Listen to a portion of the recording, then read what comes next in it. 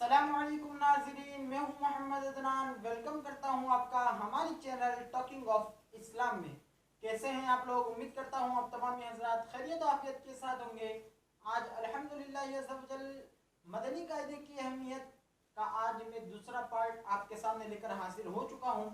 और आज की वीडियो में इंशाअल्लाह अज़्ज़वजल हम सबक नंबर 3 और सबक नंबर 4 के बारे में जानेंगे। दोनों सबक एक ही है, ठीक है। तो आज इंशाल्लाह जो हमारी गुफ्तगू होगी वो सबक नंबर 3 और सबक नंबर 4 के बारे में होगी। तो चलिए आज की वीडियो हम शुरू करते हैं। हमारे YouTube चैनल को सब्सक्राइब करें और वीडियो को लाइक करें। तो सबक नंबर 3, जो कि सबक नंबर 3 का नाम है हरकत। तो आप सबक नंबर 3 यहाँ स्क्रीन पर देख रहे होंगे, तो आप मुलाहिजा कर सकते हैं। तो पहले तो हमें हरकत की डेफिनेशन जाननी पड़ेगी। हरकत कहते किसे? यूँ आम बच्चों को पता है कि हरकत यानी किसको कहते हैं, लेकिन वो पता नहीं होता कि इस चीज़ को हरकत कहते हैं। जैसे हरकत की डेफिनेशन, ज़बर, ज़ेर और पेश को हरकत कहते हैं। ये एक सिंपल चीज़ है और ये बच्चों को भी पता होता है ज़बर, ज़ेर और पेश क्या चीज़ है। तो ये तो पता है, लेकिन बच्चों को ये नहीं पता कि इन तीनों को कहते क्या है। तो हमें यही चीज़ पहले तो हमारे जहन में बिठानी है कि हरकत किसे कहते हैं। तो ज़बर, ज़ेर और पेश को हरकत कहते हैं, ये इसका नाम है। ज़बर, ज़ेर और पेश को क्या कहते हैं? हरकत कहते हैं। तो हमें पता भी चलना चाहिए कि हरकत किसे कहते हैं। तो ये हमने मालूम कर लिया। अब हम इसको सेट कर लेते हैं। हमें पता होता है कि कहाँ कौन सा ज़बर कहाँ आता है, ज़ेर कहाँ आता है। तब भी इंशाअल्लाह अज़्ज़वजल काफ़ी लोग ऐसे होते हैं जिन्हें यानी ये कन्फ्यूज़ हो जाते हैं कि ज़बर नीचे आता है, ऊपर आता है, पेश ऊपर आता है, कहाँ आता है। यानी इस चीज़ में बच्चे कन्फ्यूज़ रहते हैं जो कुरान पाक सीख रहे हैं। तो उनके लिए ये चीज़ काफ़ी नॉर्मल है और काफ़ी ज़बरदस्त चीज़ है कि इसको पहले ही जान ले। कभी कभार होता ये है कि हम पढ़ते होते हैं और ज़ेर की जगह ज़बर पढ़ लेते हैं, ज़ेर की जगह पेश पढ़ लेते हैं। तो ऐसी गलतियाँ होती रहती हैं। बच्चे ज़बर और ज़ेर में काफ़ी कंफ्यूज हो जाते हैं। तो इस चीज़ को हमें ये दूर करना है। तो आप जैसा कि यहाँ पर देख रहे हैं ज़बर, ज़ेर और पेश। तो देखें ज़बर जो है वो ऊपर आता है, हर्फ के ऊपर आता है। हर्फ के कहाँ आता है? ऊपर आता है। जैसा कि आप यहाँ देख रहे हैं खो, ज़बर, खो। तो देखें ज़बर कहाँ है? खो नीचे है और उसके ऊपर ज़बर है। फिर अब आ जाते हैं हम ज़ेर में। तो ज़ेर कहाँ आता है? ज़ेर ये नीचे आता है। हर्फ के कहाँ आता है? हर्फ के नीचे नीचे आता है। जैसा कि आप यहाँ पर देख रहे हैं कि ज़ेर ये खो के नीचे है, ठीक है। फिर अब हमें पेश मालूम कर लेते। पेश कहाँ पर आता है? तो पेश ये भी हर्फ के ऊपर आता है, ठीक है। तो अब हमें इतनी नॉर्मल एक आसान तरीका मैं आपको बता दूं इसको याद रखने का कि ज़बर और पेश ये ऊपर आते हैं और ज़ेर ये नीचे आता है। इतना आपको याद रखना है। फिर अब हम मालूम कर लेते हैं कि ज़बर की आवाज़ कैसी होनी चाहिए, ज़ेर की आवाज़ कैसी होनी चाहिए, पेश की आवाज़ कैसी होनी चाहिए। तो इसके बारे में भी मदनी कायदे में आसानी से बच्चों को समझा दिया गया है। तो उसमें बताया गया है, अमीर अहले सुन्नत ने उसमें लिख दिया है कि ज़बर जो होता है उसकी आवाज़ ऊपर की तरफ उठती है। ज़बर की आवाज़ क्या होती है? ऊपर की तरफ उठती है। जैसे आप महसूस करें खो ज़बर खो, खो, देखें। फिर बा ज़बर ब, ब, ब, बा पेश, ता ज़बर त, ता ज़बर त। तो इस तरीके से। और जो पेश होता है वो होठों की गोलाई से अदा होता है। जैसे बा पेश बू, तू, सू, जू, इस तरीके से, बरोबर। और जो ज़ेर होता है उसकी आवाज़ नीचे गिरती है। इसकी आवाज़ कैसी होती है? नीचे गिरती हुई। जैसे बी, ती, सी, इस तरीके से, ठीक है। तो इसको हमें आसानी से याद रखना है कि ज़बर की आवाज़ ऊपर होती है, कि ज़बर ऊपर आता है, ठीक है। आप इससे यानी याद करने का एक तरीका सिखा रहा हूँ कि ज़बर ये हर्फ के ऊपर आता है तो इसकी आवाज़ ऊपर जाती है। ज़ेर ये ज़बर के हर्फ के नीचे आता है तो इसकी आवाज़ ये नीचे जाती है। और पेश ये होठों की गोलाई से अदा होता है। तो आप इससे याद रख सकते हैं पेश जो होता है वो गोल होता है। पेश क्या होता है? जैसा कि आप यहाँ पर देख रहे हैं कि पेश जो दिख रहा है वो गोल है। क्या है? गोल है। तो हमें इससे याद रखना है कि पेश की आवाज़ होठों की गोलाई से अदा होती है, ठीक है। और अब मैं एक मैं आपके सामने बात करने जा रहा हूँ कि नीचे वहाँ पर जब मदनी कायदा आप खोलेंगे तो सबक नंबर 3 में ऊपर जो उल्लेख दिया गया है तो वहाँ पर आपको बताया जाता है कि हमजा और अलीफ में क्या फ़र्क है, हमजा और अलीफ में क्या फ़र्क है। तो मैं आपको वही चीज़ आसानी से बता देता हूँ। ये काफ़ी बच्चे यानी कन्फ्यूज़ हो जाते हैं। अब बच्चों को पहले से पढ़ा जाता है कि अलीफ ज़बर अलीफ पेश उ, तो ये गलत है। ये क्या है, ये गलत चीज़ है।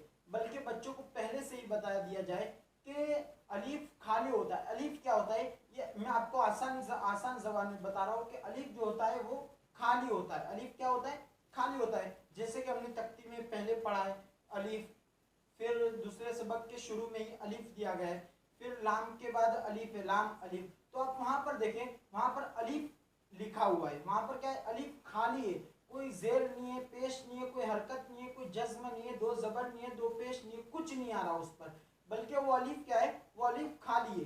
तो इससे हमें याद रखना है कि अलीफ खाली होता है और जैसे ही अगर उस पर जबर डाल दिया, जेर डाल दिया, पेश डाल दिया तो नॉर्मली हो जाएगा हमजा। क्या हो जाएगा वो, उसको हमें अच्छी तरह याद रखना, हमजा। हमजा और अलीफ में फ़र्क आप इसी तरीके से याद रख सकते हैं कि अलीफ खाली होता है और जब उस पर अगर कोई ज़बर आ जाए, ज़ेर आ जाए, पेश आ जाए या फिर जज्म आ जाए, कुछ भी चीज़ आ जाए तो फिर हमजा हो जाएगा।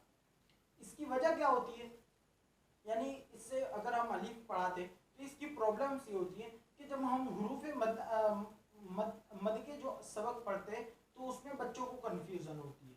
उसमें प्रॉब्लम ये होती है कि जब हमने पढ़ाया कि मद्दे मुत्तसिल और मद्दे मुनफसिल के जब हम कायदे पढ़े तो बच्चों को पढ़ाया, शुरू से क्या पढ़ाया जाता है, अलीफ अलीफ, ठीक है। और वहाँ पर क्या होता है, मद्दे मुत्तसिल और मद्दे मुनफसिल में कि हुरूफ मद्दा के बाद हमजा आ जाता है। हमजा अब वो कभी अलीफ की शक्ल में होता है और कभी वो छोटा सा हमजा होता है। तो इसमें बच्चों को कन्फ्यूज़न होता है। अगर उन्हें पहले से ही बता दिया जाए कि जब भी हर्फ पर, जब भी हमजा पर, अलीफ पर कोई ज़बर आ जाए, ज़ेर आ जाए तो वो हमजा हो जाएगा, तो बच्चे इससे क्या है, आगे जाकर उनको परेशानी नहीं होती। उनको फिर आगे जाके बताना पड़ता है कि ये हमजा हो जाता है, ये हो जाता है। आप शुरू में ही बच्चों को बता दिया जाए, मैं अभी बच्चों को शुरू से ही बता देता हूँ ताकि क्या है, आगे जाके फिर बच्चों को जो कन्फ्यूजन ना हो। कन्फ्यूजन जो आगे आने वाले हैं मद के सबक में, सबक नंबर 17 जो है तो वो पूरा मद का सबक है। फिर कुरान पाक पढ़ते हैं तो उसमें भी यानी आता है, ठीक है, हुरूफ मद्दा होता है, उसके बाद अलीफ लिखा हुआ था जिसके ऊपर जबर होता है, तो उसको हमें क्या पढ़ना है, हमजा पढ़ना है, ठीक है। तो आपको ये नॉर्मली चीज़, ये सिंपल चीज़ है, आपको याद रखना है कि अलीफ खाली होता है और अगर उस पर कोई ज़बर, ज़ेर या पेश कुछ भी आ जाए तो वो क्या हो जाएगा, हमजा हो जाएगा। अब हमने ज़बर ज़ेर पेश वाला जो सबक था वो हमने काफ़ी हद तक पढ़ लिया। अब हमें करना क्या है, अब हमें जानना है कि ये हरकत जो है ज़बर ज़ेर पेश, ये हरकत हैं, तो ये हरकत जिस हर्फ पर आ जाए उस हर्फ को कहते क्या है। जैसे खौ है तो खौ पर हरकत आ गई, ज़बर आ गया, ज़ेर आ गया, पेश आ गया, कोई भी चीज़ आ गई, तीनों में से कोई भी आ गया तो उसको कहते क्या है, तो ये हमें जानना पड़ेगा। तो उसका एक सिंपल नाम है मुतहर्रिक। क्या कहते हैं उसको, मुतहर्रिक, यानी हरकत दिया हुआ, ठीक है। तो इस पर अगर हमने खौ पर ज़बर लगा दिया, ज़ेर लगा दिया, पेश लगा दिया, कुछ भी लगा दिया तो क्या हो जाएगा, ये मुतहर्रिक। खौ कौन सा हर्फ हो जाएगा, मुतहर्रिक, ठीक है।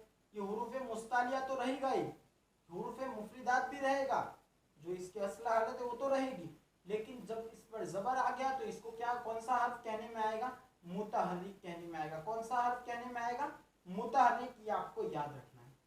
फिर अब हम आ जाते हैं रॉ के बारे में, क्योंकि वहाँ पर एक रॉ का भी एक लिखा हुआ है, तो वहाँ पर लिखा हुआ है रॉ पर ज़बर ज़ेर या पेश, रॉ पर ज़बर या पेश आ जाए तो रॉ पूर्व होगी।